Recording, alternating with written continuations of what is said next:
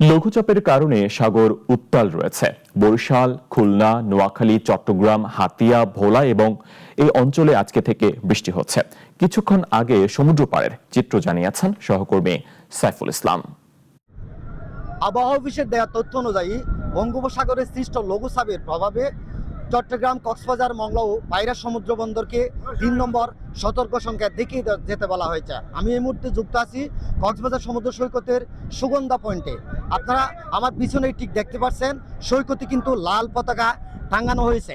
লাল পতাকা টাঙ্গানো মানে বিপদ সংকেত। কিন্তু আজকে সরকারি ছুটি হওয়ায় কক্সবাজারে কিন্তু হাজার হাজার পর্যটক কিন্তু সৈকতে ভ্রমণ করছেন, কিন্তু তারা কিন্তু সৈকতের যে গোসলে নেমে পড়েছেন, কিন্তু লাইফগার্ড কর্মীরা কিন্তু তাদের প্রতিনিয়ত বাধা দিয়ে যাচ্ছেন যে সৈকত সাগরে লঘুচাপের প্রভাবে সাগরের পানি স্বাভাবিকের চেয়ে ঢেউর উচ্চতা 2 থেকে 3 ফুট বাড়া।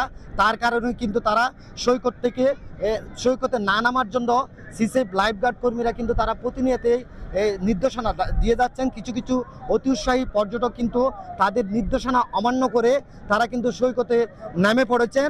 কিন্তু সংকেত, বিপদ সংকেত মানেই কক্সবাজারের যে বিশেষ করে মহেশখালী, কুতুবদিয়া, সেন্ট মার্টিন উপকূলে যারা বসবাস করছেন তারা কিন্তু প্রতিনিয়তই আতঙ্কের মধ্যে থাকেন। সকাল থেকে কিন্তু কক্সবাজারে যে আকাশ রয়েছে সে আকাশ মেঘাচ্ছন্ন রয়েছেন, থেমে থেমে বৃষ্টি হচ্ছেন। কিন্তু যে আবহাওয়া অফিসের আরেক তথ্য অনুযায়ী যে সৈকতের বঙ্গোপসাগরের যে মাছ ধরার ট্রলার এবং নৌকা রয়েছে তাদেরকে উপকূলের পাশাপাশি উপকূলের কাছাকাছি থাকার জন্য যে নির্দেশনা রয়েছে। এই ছিল কক্সবাজার সমুদ্র সৈকত থেকে সর্বশেষ।